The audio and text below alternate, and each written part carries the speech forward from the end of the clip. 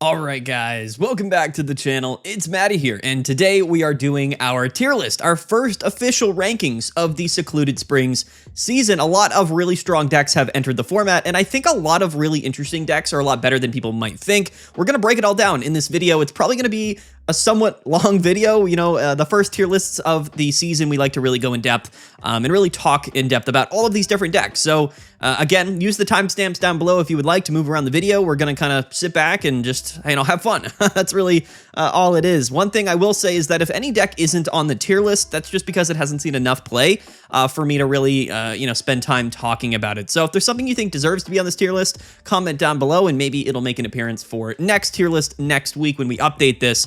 Before we get into it though, guys, I do want to shout out our tournament. Yes, we have a tournament running this coming Sunday, September 7th. It is the Pocket Mads Pokemon Pocket Tournament $100 prize pool sponsored by myself and other members of the community. It's going to be really fun. Link to register for the tournament will be down in the description below. You can have a chance to be featured on next Monday's Meta Monday, and it should be a really, really fun event. One thing I will say is that it does start at 10 a.m., but this tournament is going to actually go pretty quickly. It's the first phase of the tournament. It's going to be a bunch of best of one games, so it should move pretty quickly. Definitely an easy tournament to participate in, and if you have the time or if you want to play in it, I would highly recommend doing so. Check out the link down in the description below. I'll make a video later this week talking in detail about the tournament and how to register and how to play. We'll get into all of that later. But anyway, guys, register for the tournament and don't forget to like and subscribe. Let's dive right into this. So in really no particular order, we just have basically every relevant or somewhat relevant deck here in Pokemon Pocket this season. We're going to go just right through them all, and I'm going to share my opinions and then rank them. This is basically a meta viability tier list for both tournaments and ranked mode. I know some people ask about that. Honestly, if a deck is good in tournament, it's good in ranked mode. If there's a substantial difference between the two formats, I'll mention it when I'm talking about the decks. But yeah, there it is. Let's dive right into it. Okay. First up, we have Altaria and Silvally. Okay, so this is an interesting one. Altaria is a Pokemon that's really not bad at all. What's funny is that it's actually very similar to Silvally in terms of how it functions, right? It's a stage 1 Pokemon, 2 energy, colorless attack cost that can deal, I think, 100 damage. Maybe Altaria hits for more. Maybe it's like 110 or 120. I kind of forget exactly. But very similar to Silvally in nature. The condition there, instead of having to play supporter for your turn, you just have to have 2 different energy types. And with baby Pokemon right now, and with the ability to just play a bunch of different energies like in your energy zone, because Silvally's colorless, it makes sense. Altaria is definitely a totally fine Pokemon. What's interesting is that it does have a little bit more HP than Silvally, and it's not weak to anything, which is definitely an upside. What people are doing are playing Silvally and Altaria together in a deck. So you're basically like playing 4 copies of Silvally. It's not bad whatsoever. You play it with like different baby Pokemon, so you can get, you know, a mix of different energies to more consistently attack with Altaria. I like this deck. Honestly, my opinions about Altaria are very similar to my opinions about Silvally this season, which is that it's just been a little bit like kind of power creeped. The legendary beast Pokemon, specifically Suicune, really do kind of, you know, push it out of the format a little bit. Things like Giratina, Darkrai, Espeon, Arceus kind of pushed Silvally out of the format last season. There's, you know, Guzzlord, there's Turbo Arceus. There's a lot of like Sabrina repels going around as sort of a counter meta play to Suicune, so those actually also kind of disrupt Silvally a little bit. This is inherently a deck that's weak going first, but the baby Pokemon do kind of help with that. I think this is definitely a fine deck list. So far, it has a 41% win rate, which really isn't that great. And I know it's not a whole lot of data, but I don't feel like this is like a horrible deck. I don't think it's a D tier deck, but I don't think it's like a substantial choice this season. So far, maybe Altaria gets played a little bit differently as time goes on. We're going to put this right here into the C tier. That's how I feel about it. Moving on, we have Arceus and Tapu Koko. So Arceus and Tapu Koko is kind of like a forgotten variant of Arceus. Now, we do have this low data tier down here, which I put in because a lot of the decks realistically just haven't seen a lot of play this season. Maybe they were relevant in previous seasons, but honestly, Arceus and Tapu Koko is the 36th most played deck so far this season. It has a 21-18 record. Again, a very small sample size. But honestly, I would say that Tapu Koko, strangely enough, is actually a really, really strong Pokemon into Suicune specifically. I've built out a Raikou Tapu Koko deck that has absolutely just been tearing through Suicune decks on the ranked ladder. I will probably showcase that in a future video coming up. But I actually think that Arceus and Tapu Koko is probably fine. Since it has seen a little bit of play, we can rank it. The data does show that it's a little bit above 50%. Again, this is an archetype that probably is fairly decent into Suicune, so we got to keep that on the top of our heads. And honestly, like Turbo Arceus also sees play. That's kind of the Arceus deck that is a little bit more common, which is about a 50% win rate overall. So I don't think that Arceus is like super strong in this particular format, but it is a decent Pokemon. I'm going to put this like B tier. I think that this is this is right down the middle of the road for me in terms of decks this season. I don't really have anything else to say about Arceus and Tapu Koko. All of these Lightning/Arceus decks are played so many different ways. Most of them are going to be fairly decent, but anyway, that's kind of how I feel. Arceus and Tapu Koko. The reason why it's going B tier and maybe not C tier is because I do think Tapu Koko is actually quite good, especially going second into Suicune.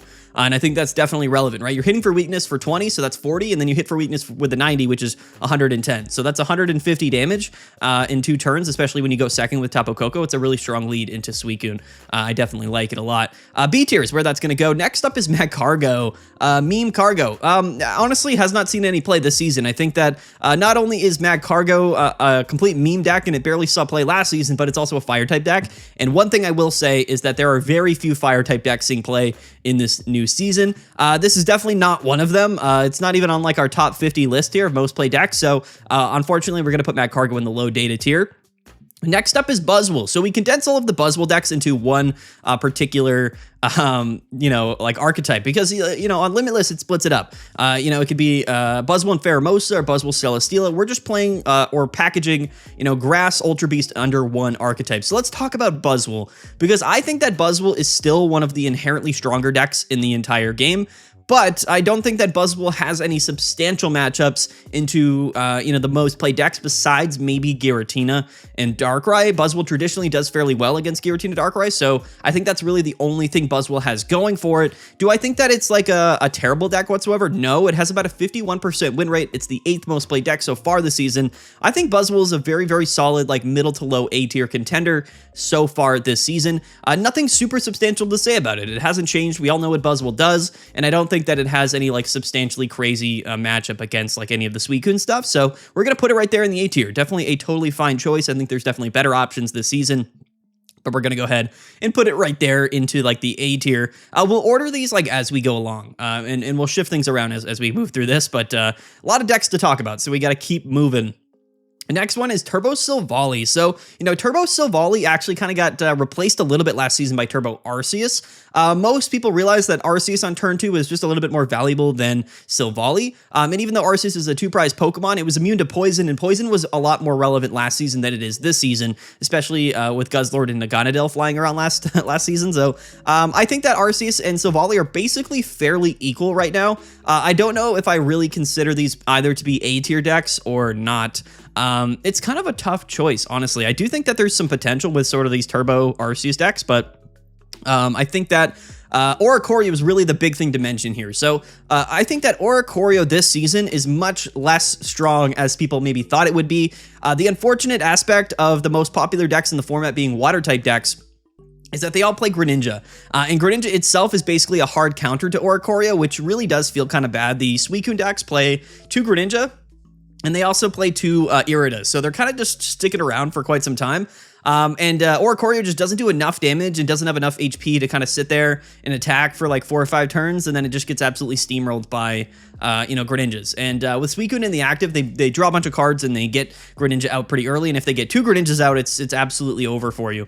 So that being said, I don't think Oricorio is that valuable, and it was definitely traditionally a really big upside to the Silvally deck. So what we're going to do is put Silvally and Pichu here in the B tier. I'm going to put it like right next to Arceus and Tapu Koko. I think it's, again, a totally fine deck. It's the 7th most played deck right now with a 49% win rate. Not bad. It's about 50%. It's not bad. It's not great. But honestly, I would probably prefer to play Buzzwole right now than play like an Oricorio-based Lightning deck. I also think Pichu and all of the baby Pokemon actually are also a bit of a liability this season because Greninja is so common, which is a bit disappointing because they've been, buffing and I guess releasing all of these baby Pokemon, which are really funny. But this season, at least, Greninja's everywhere, so the baby Pokemon are definitely a massive liability, which feels bad because they've definitely been investing a lot of time into these baby Pokemon. I think that they're kind of prepping for Mega Evolutions to come out personally, and that's really where the baby Pokemon will shine. But until then, we're dealing with Greninja, and it's just not really going that well for Pichu or Oricorio. We're going to put it here into the B tier. Next up is Garchomp. If we take a look here, Garchomp hasn't seen any play. So unfortunately, Garchomp also going into the low data tier. I don't feel like Garchomp would be that bad of a deck, but it is an inherently inconsistent deck. And things like Greninja as well, being able to snipe the fossil Pokemon. All Rampardos stuff is a little bit suspect. All fossil Pokemon are a little bit suspect right now. Garchomp just hasn't really seen any play. It's not in the top 50, so it goes into the low data tier.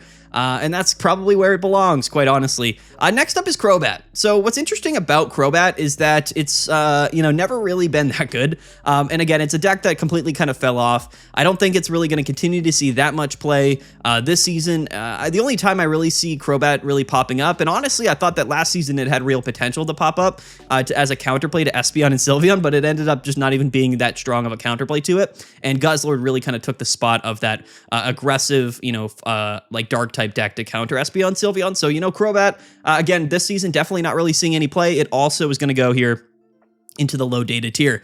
Next up, we've gotten Suicune and Greninja. Here's what we're going to do, actually, is I'm going to put both Suicune decks together because I did split them up here on the tier list. The way that we're going to do this is a little bit different than Limitless. So we have two different Suicune decks on the tier list, one being Suicune without Giratina, and then one being with Giratina. And I think that's a clear distinction because there's other Pokemon that people are playing with Suicune. Some people are playing Miltank or Palkia or Oricorio. So this particular deck here is any Suicune Greninja deck that is not playing Giratina. I still think it is one of the best decks in the entire game. Even if you're not playing Giratina, just the Suicune Greninja core is enough to win a lot of games. I just feel like the deck gets better if you're playing Giratina, so you might as well at least play one copy of Giratina. But either way, a really, really strong deck. Now, I do heavily believe that counterplay is coming.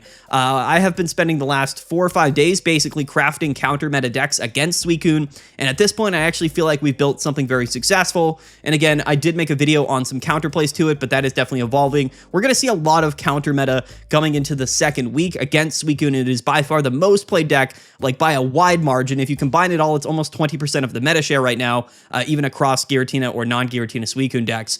So Giratina without Suicune, I'm going to actually put it at the top of A tier. It's not going to go into the S tier, and that's because we have Suicune and Giratina. And again, the difference between this is that you're playing at least one copy of Giratina. Some people are playing 2 copies of Giratina. The reason why I think that Giratina EX is better in Suicune is because those games where you go first and, of course, you just aren't able to get Suicune online very early, you can at least bench a Giratina if you draw into it, and then just Broken Space Bellow while you move through your deck with drawing cards with Suicune. You don't actually even have to attack with Suicune, because once Suicune goes down, we have Giratina EX set up and a Greninja on our bench, and that oftentimes is enough to just win us games. So it's like an alternate win condition, an alternate path that doesn't really make the deck any worse or any less consistent. Of course, we still want Suicune in the active spot, but Giratina hitting for 130 plus Greninja, that's 150. That's enough to KO basically everything in the game.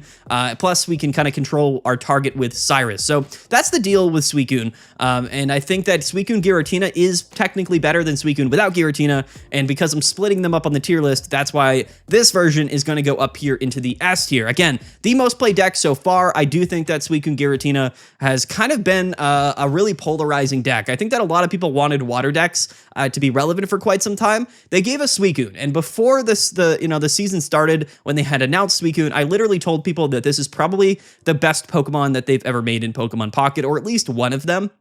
It has everything going for it. It's tanky with Giant Cape. It's got 160 HP with Irida. You can stay alive for a long time. It has a really, really valuable attack that is also a bit of a control attack as well. It kind of stops your opponent from benching Pokemon, which inherently disrupts some strategies. It can also deal a bunch of damage, and it draws cards. This Pokemon does everything, and unfortunately for the metagame, it just happens to be able to be paired with Cyrus, Greninja, Giratina, Irida, and all of the other stuff that makes this deck absolutely insane. So I called it. I told you Suicune would be busted. It is busted, and unfortunately Greninja, to be fair, I think Suicune's actually healthy for the metagame, and don't think I'm crazy when I say this. The attack and the actual nature of Suicune is actually really engaging gameplay, right? You have to do some math. You have to think a turn or two ahead. You got to decide whether or not you want to bench Pokemon now or later. It actually creates some really interesting sort of mechanics in the games of Pokemon Pocket, but unfortunately Suicune is paired with Greninja, and that really does kind of make it a lot less interesting, because Greninja and Cyrus is a very annoying combination. It's one of the least, I guess, enjoyable combos in Pokemon Pocket, and it being at the very top of the metagame really does showcase that a lot of people aren't very happy with Suicune. Again, guys, Suicune, incredibly good. Suicune Giratina, I think, is the #1 deck right now in Pokemon Pocket. Play Repels. Play Repels in your deck. Play Repels, play Sabrina. You'll win more games, I promise you that. Okay. Next up, we've got Dragonite. So we have actually 2 images for Dragonite here. Honestly, I think we're just going to put this one in the low data tier, and we'll talk about this Dragonite because they're probably the same. There's only really one way that people are playing Dragonite, and I actually feel like Dragonite isn't that bad. It has so far a 46% win rate, which again, I know is not great, but it's not horrendous. It's the about the 20th most played deck so far this season. And I actually don't mind Dragonite.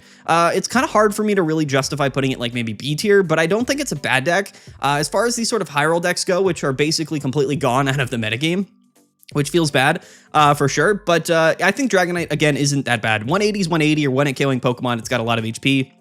It's similar to like Poliwrath, but for whatever the reason, Dragonite actually has been doing better than Poliwrath. I actually feel like the main reason for this is that Dragonite doesn't rely on like a second Pokemon to hit for that 180, which is definitely valuable, right? If Dragonite gets set up, it's doing 180. Poliwrath needs Politoed on the bench to hit for that 180.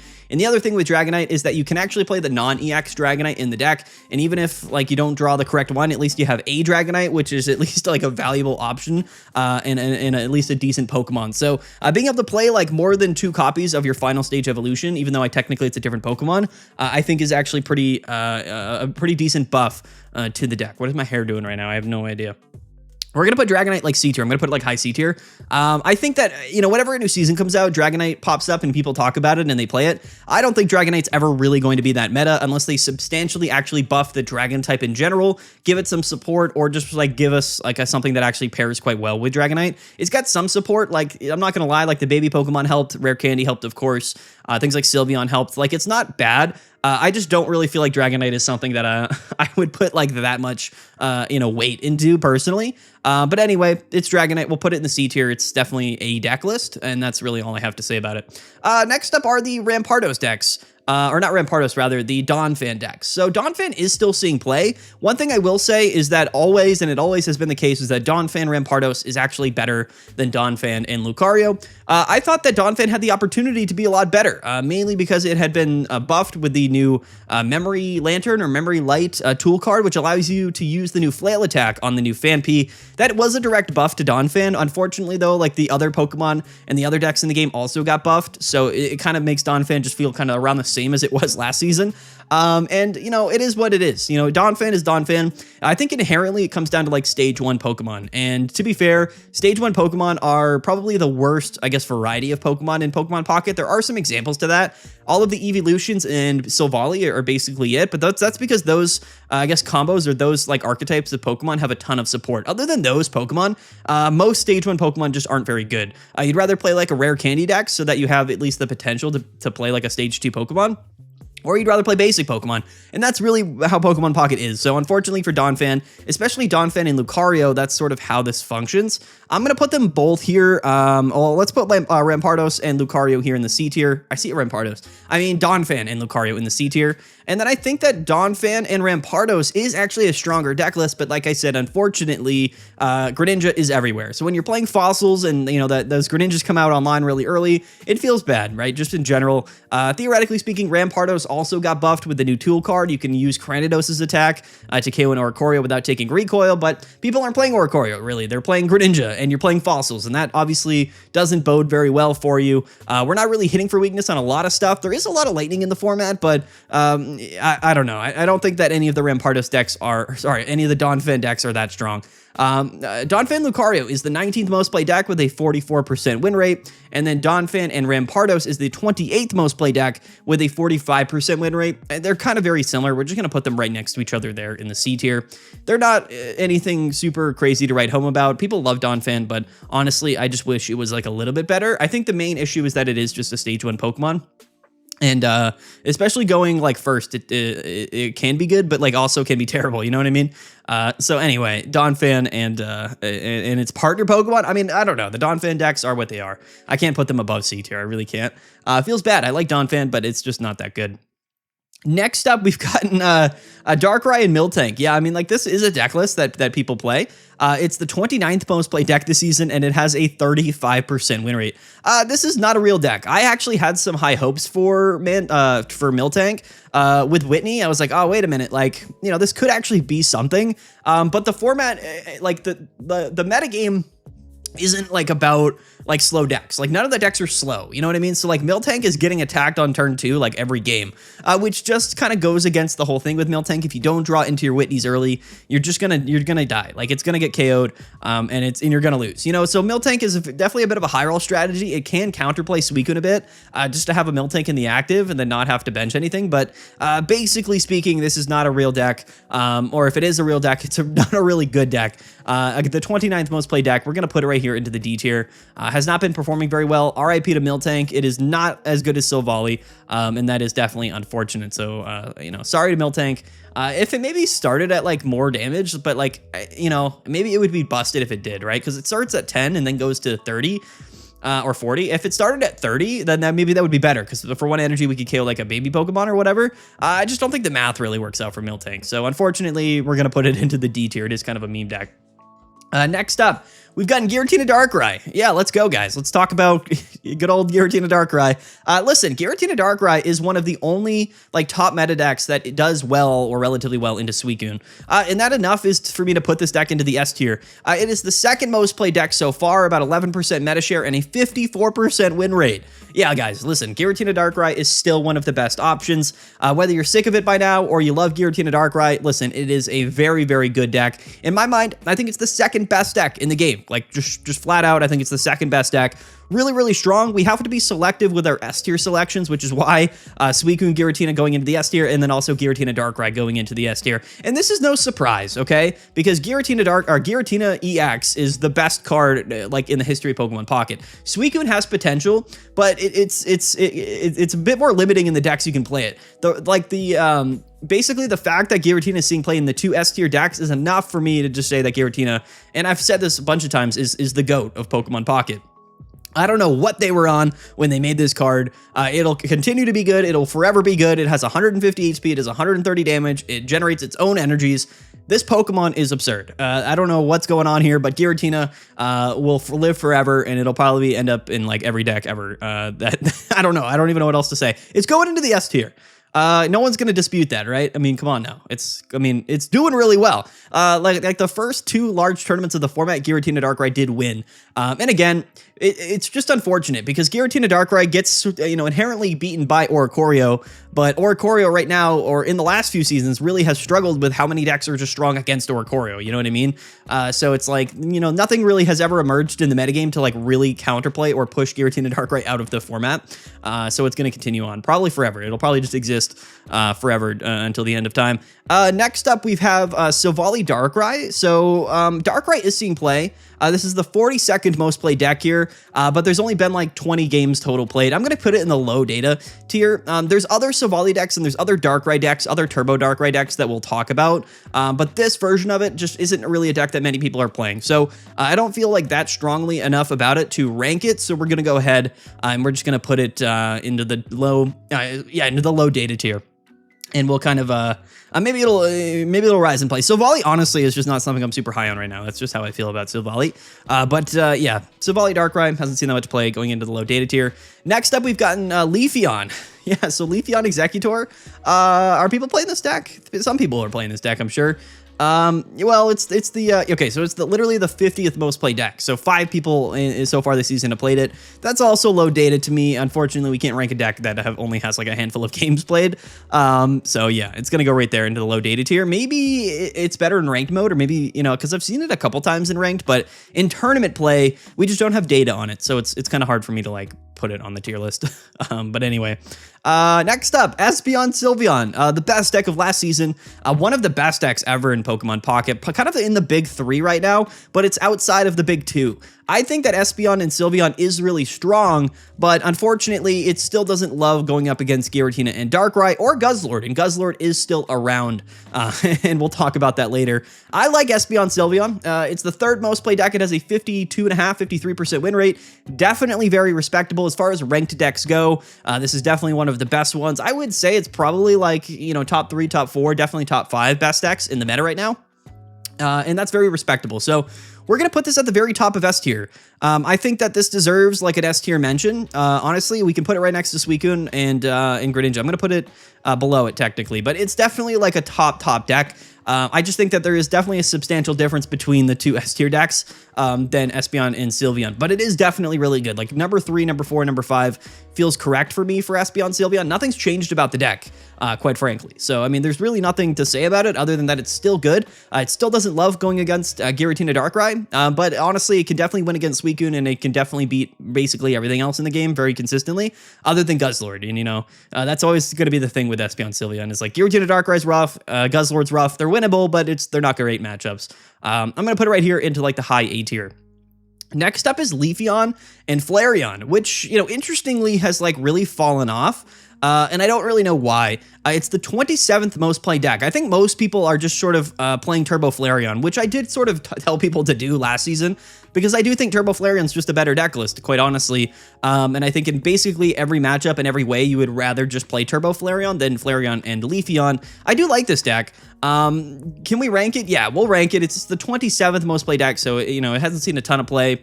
It so far has a 37% win rate. It's 10 and 17. I mean, that's a very small sample size. I'm just going to go ahead and put it in the C tier. I think it's probably like a C tier deck.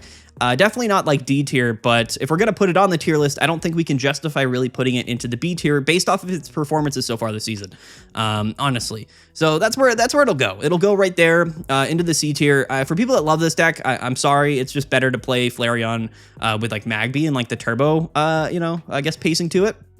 It is what it is.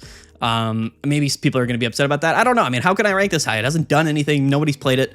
If it's working for you on the ranked ladder, comment down below. I know some people really like this deck, but I kind of fell out of favor, I would think, starting last season for Turbo Flareon, and I think this season's definitely the case. What's really interesting about Flareon, though, we'll talk about it when we get to Turbo Flareon, is that it actually has a good Suicune matchup for whatever the reason, whereas I don't think Leafeon and Flareon has as good of a matchup into that particular, you know, deck. So anyway, what do we got next? We have Greninja and Oricorio. So this is a really interesting one. Greninja Oricorio, or Ninja Corio as I call it, is the 6th most played deck this season, and it has a 51% win rate. This is a deck that is kind of feeding off of Giratina Darkrai. You know, Greninja Oricorio with Iridas, like it basically auto wins the Giratina Darkrai matchup, which is definitely enough for us to consider this deck. And I think that's a big reason why it's the 6th most played deck and it has a 51% win rate. I mean, that's respectable. To me, that's like borderline like a B+ or like a high B tier or low A tier.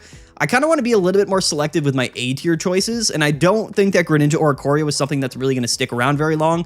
It is a deck that gets kind of destroyed by Suicune Greninja, and the reason for that is because Suicune Greninja is just drawing through so many cards.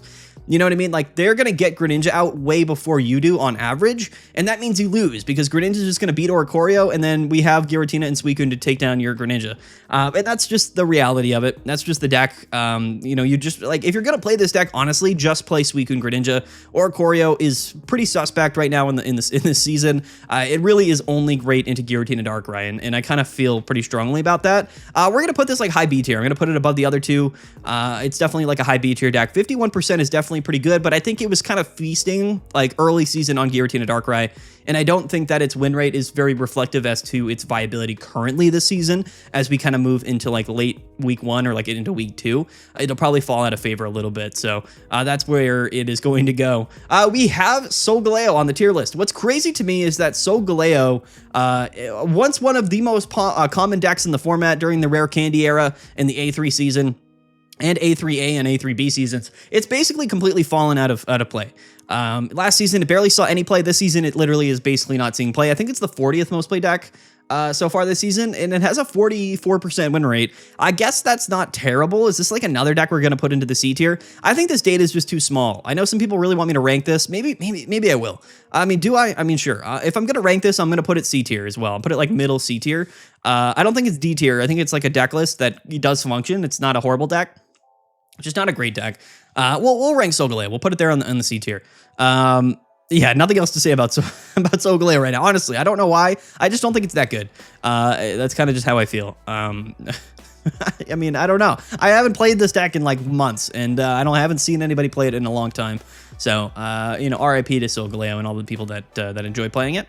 Next up is the Guzzlord deck. This is going to be aggro Guzzlord. So Guzzlord and Nagandel. Guzzlord Nagandel is definitely not a bad deck, but it's not the #1 way that people are playing Guzzlord right now, which is actually the next deck we'll talk about after this. So Guzzlord Nagandel was actually one of the best decks last season, specifically as counterplay to Espeon, because Espeon Sylveon was the #1 most played deck last season, and Guzzlord was a hard counter to that. I think that Guzzlord Nagandel is a totally fine deck. This is like pure Dark Ultra Beast. We're playing Poison, we're playing aggro Nagandel, we have Guzzlord on the back end, we have Energy Discard. It's not bad whatsoever, but I just don't really feel like counterplaying Espeon is that relevant when like Suicune and Greninja is like kind of the meta right now. So I think this is you know, again, it's a fine deck. We're gonna put it right here into like the B tier. I'm gonna put it like middle B tier.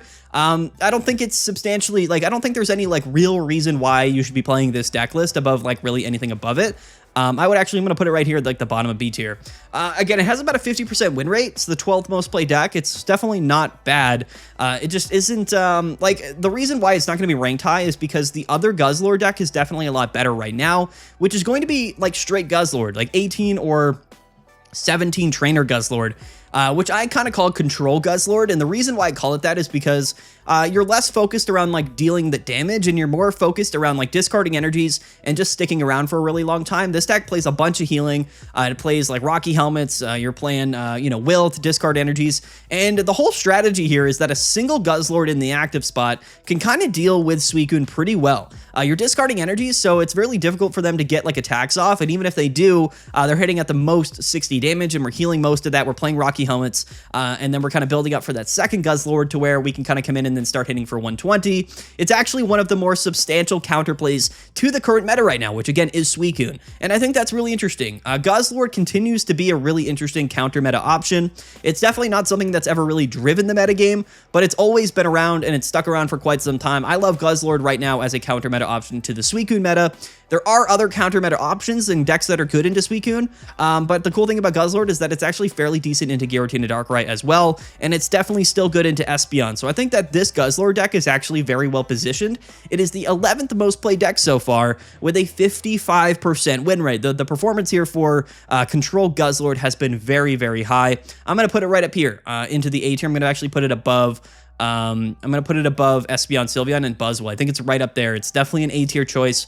Maybe that changes, like if the counter meta sort of develops to the point where things balance out a little bit. But for right now, like how many people are playing Suicune, it just makes sense that this Guzzlord deck will be pretty well positioned. The most played decks are Suicune, Giratina, Darkrai, and Espeon, and I think that Guzzlord is definitely one of the top counter meta options there. So we have to justify it, and we have to just go ahead, give it its flowers, and we have to put it up there into the A tier. Okay, so next up is going to be one of the more disappointing things about Pokemon Pocket in general. And I say this because this is this is Ho-Oh decks. And the Ho-Oh decks to me are just really disappointing. Ho-Oh and Lugia were both the centerpieces. They were the cover arts, the front Pokemon for A4, which is a really fun set and a really fun metagame, but these particular cards were never that good. It was just strange that they released these Pokemon alongside baby Pokemon, even though they didn't necessarily synergize very well with them, and the decks that did utilize the baby Pokemon, in theory, most of the time actually did strong against Ho-Oh. Ho-Oh Snorlax had some potential last season. It did a little bit as sort of this weird counter meta deck for a little bit, but Ho-Oh Lugia never really caught on. Neither of these Ho-Oh decks are seeing play, and that to me is pretty sad, honestly, that Lugia and Ho-Oh are both not seeing any play. Maybe that changes when Mega Pokemon come out as like a counterplay to 1-hit KO Mega Pokemon. We will have to see. Honestly, we'll just have to wait and see if that is the case, because if Lugia can take like 3 prizes in 1 attack, then it's worth playing, and things like Lugia and Dragonite become more relevant. But for right now, these Pokemon unfortunately just they don't do it for me, and I don't think they do it for other people either, because these decks are going into the low data tier. They just aren't seeing play, and that is disappointing for being, again, the pack art Pokemon for the last main set. You know what I mean? It kind of feels like Dialga and Palkia in my mind. Like, you know, like they had a lot of potential. They were kind of decent for some time, but they never really saw that much play. A little bit sad, quite frankly. But anyway, that's how I feel. Those are the Ho-Oh decks going into the low data tier. We cannot put them on the tier list. Nobody's playing them. They aren't seeing play. So we can't rank them. Next up is Pikachu Toolbox. So Pikachu Toolbox is actually an interesting one. I think that it has a lot more potential right now against Suicune, is everywhere in the format. The hard part about Pikachu Toolbox is that I think most people are playing it with Oricorio, with Pichu. Those are definitely strong cards, but in the Greninja format, those aren't Pokemon that I feel that strongly about or feel very safe playing, because I just don't feel like they're that well positioned. So if we're playing Pikachu, I think we have to play it in a different way. And the way that I would play Pikachu right now is like with things like Tapu Koko or Raikou or Zeraora. Those are really the electric type Pokemon, the lightning Pokemon that I feel strongly about in this metagame currently. And you can play a bunch of Sabrinas to, disrupt, of course, Suicune in the early game. Pikachu in its toolbox has a lot of potential. So far, like, it's split a bunch of different archetypes, but it's around like the 30th most played deck. Or the 25th most played deck, I guess, Pikachu Raichu. It's definitely not bad. It's floating around a 47, 48% win rate. I don't think it's terrible, but I do think that this is definitely like a C-tier choice. There's just better lightning type decks, and honestly, Pikachu's low HP amount really doesn't make it that safe. It just makes it that much easier for Suicune to KO you. Like, it almost makes it's almost easier for Suicune to KO you than Pikachu can KO Suicune, and that just feels bad because you're a lightning type Pokemon and you have good pace, but it's just the way it goes. Unfortunately, Pikachu probably not that great, but Raikou definitely has a lot of potential. We'll talk about that soon. This could be like a low B tier deck, but it hasn't seen enough play to me. It's sort of split a bunch of different decks that I don't think are very like well built or optimized currently for the season, but it definitely has potential as the weeks go on. We're gonna put it like high C tier. Next up is Poliwrath. Poliwrath to me is hilarious. Again, another deck that I feel like some people are kind of missing the mark with this. Or maybe the deck list just isn't that good in general. We kind of talked about this. Like, this Poliwrath deck, in contrast to Dragonite, is kind of just worse because Poliwrath relies on Politoed to hit for that 180, and if we don't have Politoed, we're hitting for 140. Some people are playing it with Lucario, so you can hit for 160, but again, you're playing Poliwrath and you're playing Lucario. That itself is a very inconsistent deck. There's just too many things working against Politoed. You need dual energies, you need 3 energies, you're a stage 2 Pokemon, you need all of these other Pokemon to buff your damage. It just isn't as good as I would hope. Now, I built Politoed, or Poliwrath rather, with Cleffa early in the season, and I basically just kept Cleffa in the active spot and just kept attacking, drawing Pokemon, setting up my board, and then, once my opponent KO'd both of my Cleffas, it was fine. I was coming in with Poliwrath and swinging for 180. It actually worked a lot better than you might think, but most people aren't playing the Cleffa variant. I don't know how people are playing Poliwrath, probably with Lucario or like with the Pichu, or not Pichu, but probably like Miltank. I don't know how I feel about all of that. To be fair, it's the 30th most played deck so far. It has a 35% win rate. This is flat D tier. Unfortunately, Poliwrath D tier deck list. Why they decided to give the fighting type Poliwrath and not something that was actually quality, I don't know. I feel like they have something against the fighting type. Fighting has literally never been relevant in Pokemon Pocket, and I don't know what's going on, basically. It's actually probably a good thing that fighting isn't very relevant, because we need these lightning decks to be on the up with Suicune everywhere. So Poliwrath going into the D tier, RIP to Poliwrath, but what are you going to do there? Next up is Meowscarada. So shout out to this Meowscarada like Celebi deck that actually did really well in one of the first tournaments of the season and has continued to see like fringe play in tournaments ever since then. I don't think that this is like a really like strong meta contending deck. I think if you're playing grass, you're still playing Buzzwole. Celebi has potential, but keep in mind all of the decks are playing basic Pokemon, so it's like, how relevant is Celebi? Meowscarada, though, is actually fairly well positioned, although it does get beat in the head-to-head against Greninja yet again. Greninja really is a Pokemon that there's just not a lot of answers for. Right now, the way to kind of beat Greninja, or to counterplay Greninja, is to kind of force it in the active, like with Repel or Sabrina in the early game, and then KO it with like an Oricorio or a Zeraora or a Raichu or something like that. That's literally it. That's like how we're able to get around Greninja, because if Greninja evolves, like, it has a lot of HP, it does a lot of damage, it just is really difficult to deal with. Things like Meowscarada, things like Oricorio lose to it in the head-to-head, which is kind of rough. Meowscarada, again, I think it's probably a C-tier deck. I'm going to put it like right behind Dragonite. I think it's like middle of the road C tier. There's a lot of C tier decks, to be fair, but we have a lot of good decks to get to so far. But I think that Meowscarada is fine. It's just fine. That's how I feel about it. 130, like in theory, Meowscarada is strong, right? 170 HP with Leaf Cape, hitting for 130 for 2 energies. Like, that's a really strong Pokemon. It's just the awkwardness of like playing it and evolving into it and not getting, you know, absolutely rolled over until, you know, before you can do that. That's kind of how I feel about Meowscarada. But anyway, beside the point, there you go. We're putting it into like middle C tier. I think that's probably a proper placement. The 14th most played deck, 44% win rate. Kind of C tier in my mind. There's a lot of C tier decks, and you know, C tier decks aren't terrible. They're just not like, you know, I would consider the C tier as like not true like meta contending decks. The D tier is just bad decks, and then everything like B tier above is either really solid or really strong. Like could definitely win a tournament and get you to Master Ball like really easily. Next up, let's talk about the Raikou decks. Now, there is like one Raikou deck that's not on this tier list because nobody plays it, but I did leak it to my Discord. We'll talk about that later. I personally feel like I have kind of found like the best counter meta Suicune deck, and we'll cover it probably Thursday or something. But anyway, let's talk about the Raikou decks, because Raikou is a Pokemon that I think is a lot better than people think it is. I just don't think people really played it like the correct way, and I don't want to say the correct way, but like the best way so far this season. So the first one is going to be Raikou and Arceus. Now, to be fair, this was kind of the way that I was playing Raikou really early on. Was like you're playing Raikou and like you're playing Pichu or Zero Aura. It's really fast-paced, really aggression. You're playing like energy cords so that you can kind of you know, go from Raikou into Arceus easier. It's not a bad deck. It has a 50% win rate so far this season. It's the 17th most played deck. Honestly, like out of all of the Raikou decks so far that are seeing play in the metagame, this one has been performing the best, and I'm actually going to put it like right here into the B tier. We're going to put it like right in the middle. I think it's definitely not a bad deck. Raikou in general is just an underrated card. It's an underrated Pokemon, but I think that people have to really lean into sort of the countering Suicune stuff if you are playing Raikou. When I'm playing Raikou, I'm playing Zero Aura, I'm playing Energy Switch, I'm playing Repel, I'm playing Sabrina. I'm basically really trying to get that Suicune out of the active spot and then just sort of deal damage and KO the Froakies before they can evolve, because if we do that, we definitely have a pretty substantial, I guess, opportunity to beat Suicune. And I like Raikou. I honestly think it's a much better Pokemon than people think. It doesn't do a ton of damage, but hitting for weakness, 80 damage for 2 is not bad. Plus the 10 damage to the bench to open up Cyrus plays later on. Definitely a fine Pokemon. And the Lightning type with Zero Aura, with Pichu, with Energy Switch, there's a lot of opportunities to actually sort of get, you know, the attack off really early and consistent. I like Raikou, okay? And I've been playing with it. I've been testing it. I think it's a lot better than people give it credit for. It's just everybody's on the Suicune train. So Raikou Arceus, I'm going to put in the B tier currently, but there is another Raikou deck that hopefully does, I guess, catch on when I kind of showcase it later this week.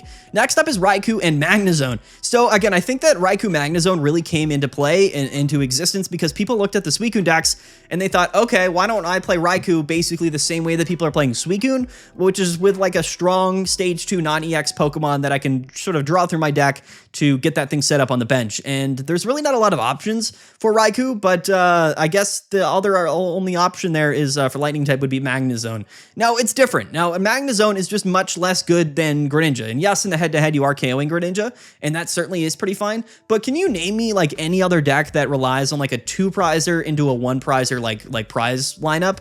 Like no other deck ever does that. There's a reason for that. Is because if you're going to lead with an EX Pokemon, you kind of want to finish with an EX Pokemon, or you want to lead off with a non-EX Pokemon and then finish off with an EX Pokemon, right? That's just sort of how the point math, like the prizing works in Pokemon Pocket, and Raikou Magnezone just doesn't really work in that way. It does have a 49% win rate. It's not a terrible deck. It's the 9th most played deck. It's definitely the most common way that people have played Raikou right now. I definitely don't feel like it's the best way to play Raikou, but honestly, I'm going to put it like bottom B tier because it is a decent deck list, and theoretically speaking, it does have like a fine matchup into Suicune, and I think that's good enough for this deck list, but it's going to go like bottom B tier. I think the other Raikou Arceus deck is better. Honestly, yeah, I mean, there you go. You know, I mean, well, we said it earlier, like Tapu Koko is actually a really strong counterplay to Suicune, so, you know, maybe consider playing Tapu Koko more. Anyway, I'm not going to leak the deck yet. Okay. We've gotten a Sylvally Greninja or Sylveon Greninja. Here's a funny one. Here's a deck that literally got replaced. Like that doesn't happen a lot in Pokemon Pocket, but it happened. Like this deck list literally got wiped off of the face of the earth, literally because the #1 new deck of the format is this deck. but just better. Instead of Sylveon, we're playing Suicune, and it makes the deck better in basically every way. I honestly kind of felt like the draw power for Sylveon was better, but it's interesting because you would be shocked how many times Suicune does find that rare Candy Greninja combo on turn 2 or turn 3, just sort of, drawing like 1 or 2 extra cards with Suicune. It's really interesting how that kind of happens, and the math in Pokemon Pocket really does work out that way. The other thing with Suicune is that it's a bit more of a tankier Pokemon. It's a basic Pokemon as well, and also you have access to Irida, and that's really strong. We don't have to play dual energies as well. Makes the deck more consistent. Suicune is a better attacker as well. It just is better. It's basically Suicune Greninja is better in every way than Sylveon and Greninja. They both play Giratina, and yeah. And then that's kind of what this format is. And I think a lot of people were a little bit disappointed in that. They're like, oh, cool. The new best deck is basically just an upgrade of one of the other best decks of a previous season. That's oftentimes, to be fair, how things go in Pokemon Pocket. But anyway, this deck here is going into the low data here. Don't play it. It's not a real, I wouldn't even consider this a deck anymore. Like, if you don't have Suicune, sure, you can play this deck, but you're just playing a worse version of it. So to me, it's not really worth playing or really mentioning on the tier list. Anyway, that's my spiel there. Next up is Turbo Arceus. So, Turbo Arceus is actually the 4th most played deck this season, and it has a 50% win rate. I like Turbo Arceus. I feel like it actually is one of the decks that doesn't really care what its matchups are. It's like, hey, like, it's turn 2, I'm hitting you for 130, like, can you deal with that? Are you okay with that? If not, like, you're going to lose. It doesn't always happen. And when it doesn't happen, you probably are going to lose yourself. But when it does happen, you're going to win games. So it's very similar to like Turbo Flareon. It's a little bit more consistent because you're playing Zeraora and you're playing, of course, Pichu in conjunction, which does allow Arceus to get set up more consistently. And then we oftentimes play Oricorio to really help in the Giratina Darkrai matchup. This is a quality deck. I wouldn't say that it's like a top choice in my mind. I'm going to put it right here into the A tier. The A tier decks are definitely really, really good. They're just not playing Giratina, and that's kind of what this season comes down to. It's really kind of the epitome of Pokemon Pocket, is like there's so many really fun decks, really strong decks, and then there's Giratina decks, which inherently are just stronger. So that's kind of how this season is unfolding, which I find to be very, very interesting. But anyway, Turbo Arceus is going to go right here into the A tier, bottom A tier. Definitely a pretty strong deck, and I think it's better than B tier, so that's where it's going to go. Next up, though, we have, what is this, Dial? No, we have Darkrai Arceus. So this is a really interesting one. This is Dark Arceus, Dark Turbo Arceus. Which is a really interesting deck. So we're playing the baby Pokemon, we're playing Arceus, and we're playing Darkrai. So the main difference here, right, is that basically we're playing a Turbo Arceus deck that instead of playing Oricorio is playing Darkrai, which actually ends up being pretty strong, specifically into other Giratinas, but also into Espeon, Sylveon, while also still giving you enough pace and potential to take down Suicune.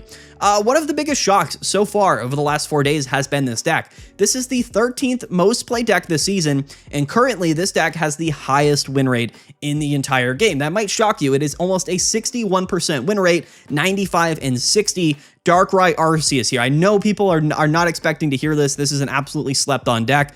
I honestly myself haven't tested this deck that much. Maybe it's just weird variance or weird luck. I don't know what's going on here, but I actually feel like yet another dark type, fast-paced deck that has the potential to technically be really strong into the most played decks of the entire metagame right now.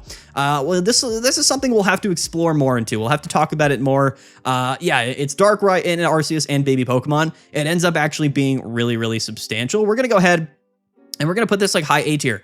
I'm actually going to put it like right at the top. I guess not. I'm just going to keep Suicune there. All of these decks here are just really, really good. But yeah, this deck being the 13th most played deck, but with the highest win rate, 95 and 60 is a really, really good record, over 60%. It's the only deck above that 60% win rate threshold. Again, it might be something you guys are slept on. Maybe you haven't seen it much. Maybe you haven't played it much. But in tournaments, it has performed very well. I expect this deck to really, really catch on. I'm still going to put it below Suicune and Greninja. But yeah, no, it's right up here. I'm going to put it right up here with Guzzlord. Performing extremely well, and I'm actually really high on it based around its performances so far and its matchups. Next up, though, we have Turbo Flareon. Yeah, so here we go. Turbo Flareon, the 10th most played deck, 53% win rate.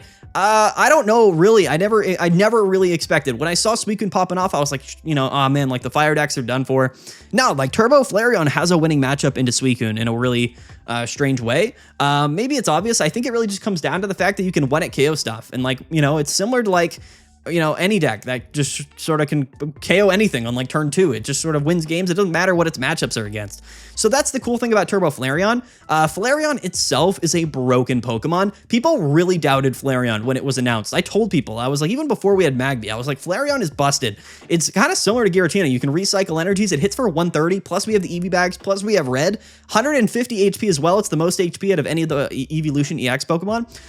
Really strong. Flareon is incredibly strong. It traditionally actually has good matchups into Suicune, like I said. It has good matchups into Espeon, Sylveon, and it has a good matchup into Giratina, Darkrai, as well as Buzzwole. So, like, what can't this deck do? I don't know. Honestly, it feels like it just loses to itself or it beats you. Like, that's kind of where this deck goes. One of like the true high roll decks so far in Pokemon Pocket, and I find that to be interesting. We're going to put it right here, middle A tier. A lot of A tier decks here. Honestly, there's a lot of really strong decks this season. I think a lot of people are looking at the metagame thinking like, everything's Suicune. It's either Suicune or your deck is bad. That's really not the case. There's literally like 10 to 15 really, really quality decks in this season. I think that early on, everybody just gets a little bit disappointed because of how common things like Suicune become. But trust me, as we go into week 2, the counter meta will develop, things will even out, and there's going to be a lot of really strong decks in the metagame. And we're going to end up with an actual really balanced format, which I'm actually pretty happy about. So anyway, Turbo Flareon going right here into the A tier. Maybe that's Copium. We have Silvally and Zeraora. I don't really know what we're doing here, or if people play this. Maybe this is, do we categorize this? I guess it's just Silvally and like Zeraora. I think so, right? This is like the Turbo Silvally deck before Pichu came out. I don't think people are really playing this. If you're playing Silvally, like you're playing Pichu and stuff. So I'm going to put this in the low data tier. No reason to really rank that because there's just other decks up here that are similar.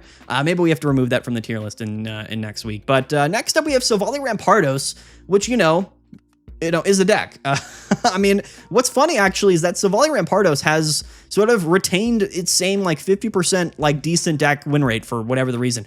It is the 23rd most played deck, but it has a 51% win rate. Really not bad. With how much Greninja is everywhere, I'm kind of surprised by that. But listen, Silvally Rampardos, it's kind of like the not as good version of Giratina Darkrai, where it never really goes anywhere. It just kind of sticks around. And it's definitely not bad whatsoever. I like it. I like Silvally Rampardos right now. As far as like overall, like all of the decks go, it's actually not very bad. I'm going to put it like B tier. I'm going to put it like middle of the road B tier. I'm going to put it like right here. Definitely not a bad deck. Maybe it does actually deserve to see more play. Maybe the lower sample size kind of just has panned out in favor of this deck. I don't know. But honestly, like I don't have any like really strong or really bad opinions about it, which really kind of makes me put it into the B tier. I think it is a real deck list. And honestly, like if you're trying to hit Master Ball and this is like the only deck you ever played or know how to play, like it'll probably work out pretty well for you. And it's probably not that bad at all, which I find to be really funny. So there we go. Silvally Rampardos right there into the B tier. Lastly, though, we have Charizard. We got to pour one out for our boy here, Charizard. Potentially the worst Pokemon to play in the entire game right now. I don't think we would ever be saying that. I didn't think we would ever be saying that because of how strong Charizard was with Sylveon. But then baby Pokemon came out and other decks became way faster, way more aggressive. And then all these water decks came out and it just felt like the game and the developers were doing everything they could to completely nullify Charizard out of the format. Literally, guys, everything that sees play right now, other than maybe Giratina Darkrai, loves going up against Charizard, right? We don't have like easy counterplay for Oricorio. Water decks are everywhere. And every deck is playing baby Pokemon. Like Turbo Flareon has really kind of taken the place of Charizard, especially this season. RIP to Charizard. It is the 16th most played deck so far this season, and it has a 29% win rate. That is the lowest, actually, out of all of the decks here on the tier list. The fall off is crazy. Peace out to Charizard. You're going infinitely into the D tier. So these D tier decks, do not touch them. They are just awful decks. However, C tier is packed full of decks. So is B tier and A tier. The symmetry of our tier list this week is really interesting. It's not, I didn't expect it to look like this, but that's how I feel. A couple of really top tier S tier decks that are really, really strong, namely the Giratina decks. These are by far, I would say, inherently the best decks in the game, but everything in the A tier is really good, like really strong, and could definitely beat the S tier decks at any given time. In fact, what's interesting is that most of the decks in A tier are actually counterplays to the S tier decks, which again is the reason why they're A tier decks. You know what I mean? Because like meta share and play rate does go into this for sure. The B tier decks, all decent decks, like quality decks, but I would probably play everything above them in the tier list over them if I had to choose.